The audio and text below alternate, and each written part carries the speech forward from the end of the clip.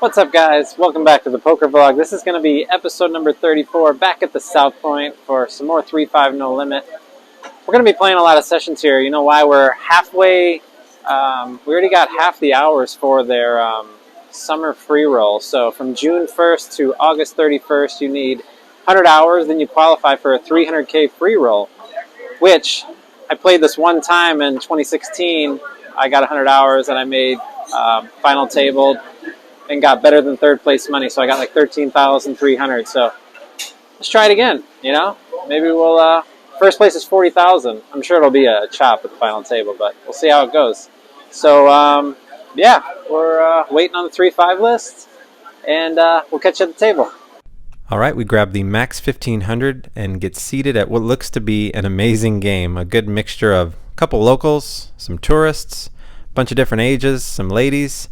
Everybody's got over 1,000, got a couple $3,000 stacks. So just a few hands after we sit, we have Queen Jack in the big blind. Action folds around to the button, who raises to 15. Small blind folds, and I defend for 10 more dollars. We go heads up to a flop, Queen Jack 9 with 2 diamonds. We've got top 2 pair. I check to the aggressor, and he continuation bets for 20.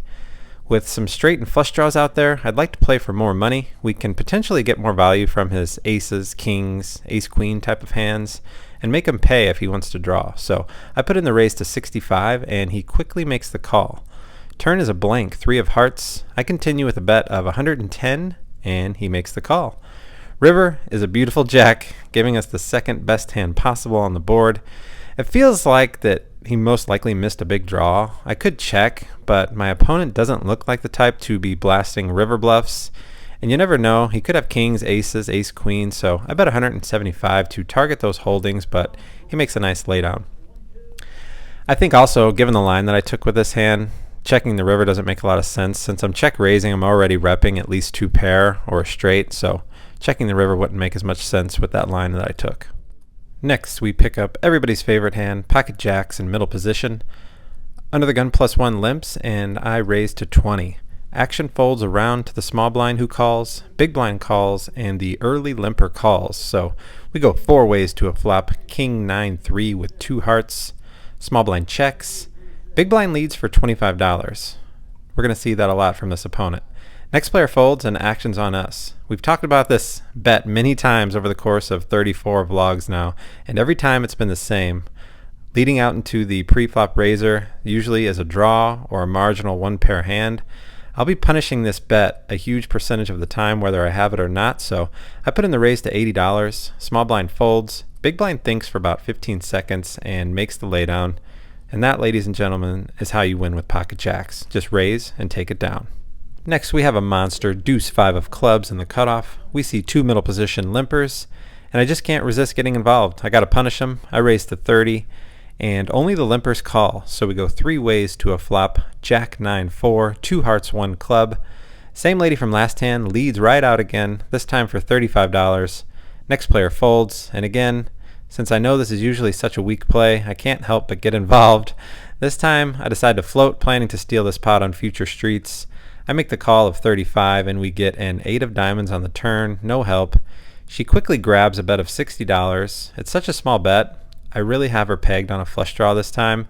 So I decide to turn up the heat with my 5 high and stick in a raise to $175. It's rare that I ever get myself in this situation with complete air, but here we are. She grabs calling chips right away. Well, shit. Here we go. My plan is to barrel any non-heart river, but we don't get it. King of hearts falls on the river. She immediately reaches for more chips, fires out a bet of 150. I make the laydown right away. I ask her to show for the vlog, and she's nice enough to show the 6-7 of hearts for the flush.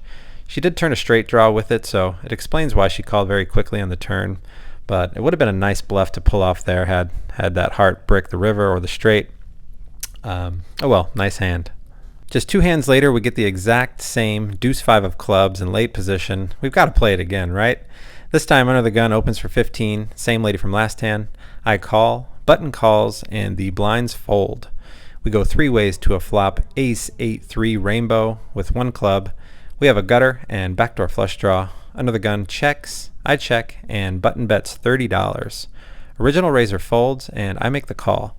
again with some bad intentions if we don't improve since it worked so well last time. So we go heads up to a turn, which brings the dream, 4 of spades, giving us the wheel and the best possible hand at the moment anyway. We've got him this time, right?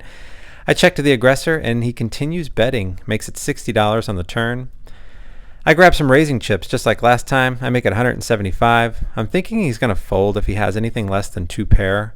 We're hoping he has aces up or a set, maybe a set of 3s or 8s. He quickly makes the call, and the river brings an action killer with the 5 of spades, so the backdoor flush gets there as well as a one-liner for the straight.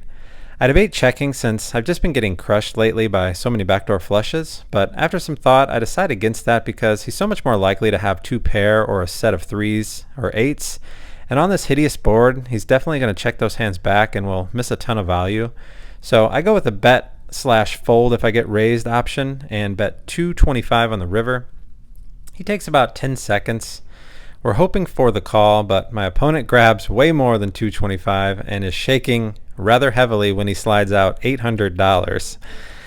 So, standard, I moan and groan for a little bit since this seems to be happening way more often than it should. Ace-3 of spades makes a lot of sense, as well as any ace-x of spades, I guess probably is not going to fold the turn, so I do eventually find the fold button just as planned, and again, I ask my opponent if he's nice enough to show for the vlog, and he's a gentleman. Shows ace-deuce of spades for the nut flush. Nice hand, sir.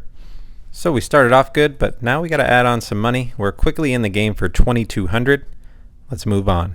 All right, let's get back to the premium hands. Next we play pocket tens in middle position. Under the gun player limps. Next player raises to 20. I call, big blind calls, and under the gun limper makes the call. We go 4 ways to a flop, 5-5-6 with 2 clubs. First 2 players check, and the original raiser bets 45. He's a good player. I make the call with the overpair. Big blind calls, and the other opponent folds. So we're 3 ways to a 4 of diamonds on the turn. Big blind checks. Now the original raiser checks. This is kind of an interesting spot, and I'm not really sure whether to check or bet here. We have the big blind in there with who knows what. The original raiser will be checking almost all overpairs on the turn after getting called in 2 spots on the flop. So after some thought, I decided if the big blind had a 5, she's probably check raising the flop or leading out like she has been. And we're still ahead of many of the pre-flop raisers' hands, say 7s, 8s, 9s, ace-king, ace-queen of clubs. So I make a small bet of $80. I figure if I get called, there's a pretty good chance the river gets checked to me since I've taken control. Surprisingly, we get called by both opponents. So yeah, we may need some help. 10 of clubs, please. No, so we go 3 ways to a river, which brings a jack of clubs. The front door flush gets there, but luckily both players check. I quickly check, expecting to lose, but the big blind flips over 3-4 for a pair of 4s, and the original raiser has pocket 7s. So we win a pretty good pot there, and we're on the comeback. He was. Next we have another premium, 2 queens in the cutoff. 1 player limps from middle position. I raise to $20. Button grabs more than that and 3 bets to $65. The guy hasn't played a hand since I've arrived, so I'm going to be proceeding cautiously here. A lot of times I'm going to be 4-betting depending on the opponent, but you got to know your opponent. Nobody has played back really yet. There hasn't been a lot of 3-betting, so I decided to just flat and take a flop. We go heads up. Flop comes Jack 6-4 rainbow. It looks like a really good flop just because we have an overpair, but what are we really beating at the moment? We're beating, what, ace-king, pocket 9s, pocket 10s if he's 3-betting, as light as that. So I check, and he fires $105. I feel like I'm just behind, but can't fold to a single bet with an overpair. I make the call, and we get an ace of hearts on the turn. Much better card for him than myself. I check, and he continues with a bet, $225 this time. Easy laydown now as we can't beat anything. I mean, if he's bluffing with 9s or 10s, making a move, that's just credit to my opponent right there. I make the fold, and unfortunately, we can't get him to show this one. All right, back to some garbage hands. Let's get back to that high variance style of play. I have king 7 of hearts in late position. $10 button straddle is on. Action folds to me. I raise to $40. Straddler defends, and the blinds fold. So we go heads up, and I decide to throw out the old $35 bet in the dark against my opponent. Let's see how this goes. Flop comes 9-6-3 with 2 clubs. Action is on him, and he just calls my $35 dark bet. Turn brings some help with a 5 of diamonds. So we pick up a double gutter now. Any 4 or 8 gives us a straight that we shouldn't have. I check it over to him, and he makes a small bet of $55. Sounds reasonable to me. I'm getting about 4 to 1 on the money. I make the call, and we nail the 8 of hearts on the river. So we go from king high on the flop to second best hand possible on the river. That feels nice. Now, how much to bet? I know my opponent is a little sticky, so I decided to go a little bit bigger here. I bet $175. He goes into the tank. I think he knows I won't have a 7 in my hand too often here after making it $40 pre-flop. He eventually tosses out the call. We show him the bad news and pick up another nice pot with some garbage. Next, I put up the under the gun $10 straddle and pick up ace-jack offsuit. First player limps, and the same opponent from last hand raises to $50. Action folds over to me. Normally I'm going to be folding or 3-betting here, but decide to just flat against my opponent, a little bit for deception since I know he's stuck a little bit and he opens a little bit wider than most. So I make the call. Under the gun limper folds, and we go heads up to a flop. Ace queen 3 with 2 hearts. I check dark, and my opponent bets $50. Raising doesn't really make any sense here since I'll never have aces or queens. We're only going to fold out worse hands if we do raise or open ourselves up to getting re-raised here, so I'll be playing this one passively. I make the call, and we get a deuce of diamonds on the turn. I check it, and my opponent sizes up a bit and makes it $135. So he could be doing this with, we could be crushed. He could have ace queen, pocket queens, ace king. But we're still ahead of some flush draws, some Broadway, straight draws, and some worse aces. So I make the call since my hand is somewhat under-repped. And the river brings a 5 of diamonds. So the flush draw misses, but it does bring a 1-card straight on board with a 4. I check, thinking I'll likely fold if he can fire a 3rd barrel here, but luckily he checks back, announces ace. I say me too. He shows ace 7. I show the ace jack, and we take it down. Next, we pick up king 3 of hearts on my button straddle. Under the gun player opens for $40. Next player calls. Suited king on my straddle. Easy defend for me. Small blind, big blind fold, so we go 3 ways to a flop. 8, 6, 3 with 1 heart. So we got bottom pair, backdoor flush draw. Under the gun player leads out for 60. Next player calls 60. And I'm definitely calling here. Bottom pair, backdoor draw, looking for some 3s, kings, and hearts. I make the call. 3 ways to a turn, which brings the 5 of hearts. Now we pick up our flush draw. Under the gun player slows down and checks, and now the next player wants to lead out. He makes a bet of $140. Of course, we're not going anywhere now. We picked up some more equity. I make the call, and under the gun player folds. So now we're heads up, and we get a 5 of diamonds on the river. All right, so we miss everything. We have a pair of 3s. Can they be any good? Well, my opponent takes a little bit of time and makes a sizable bet of $325 on the river.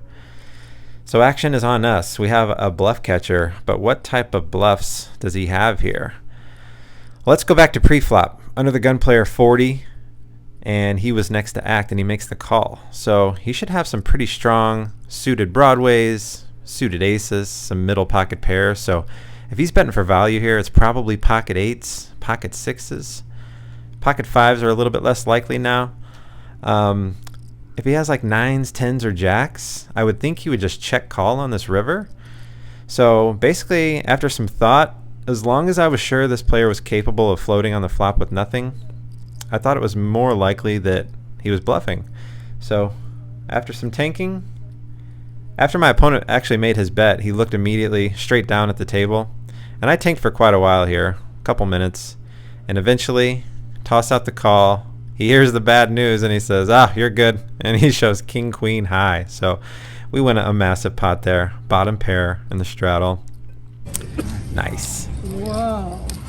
You guys know the feeling. Making a good call feels better than making a big hand over another big hand most of the time. So we win a massive pot right there. And that's going to wrap up this session. We actually played shorthanded for a bit after that, but didn't really record that much. In the game for 2,200, out for 3,070. What a comeback. $870 win. I'll catch you guys at the end of the video. All right, guys, that's it for number 34. Hope you enjoyed all the hands. As always, the No Limit Hold'em stats after every vlog, so you guys can ride along these ups and downs with me as we go here. The next vlog is going to be from Resorts World. Played there a few nights ago. Had a good time. That was my first time there. So that's going to be a fun one for next Sunday. And today we got a little sweat in a big Sunday Million tournament on America's Card Room. So we're on day 2. We're already in the money in that one. So if we could make a deep run, that would be nice. About 150,000 to first place. Keep you guys updated on that one too. Maybe I'll record some hands if we make it deep. Other than that, stay to the end for a cool trick shot. And best of luck at the tables, guys. We'll catch you next Sunday.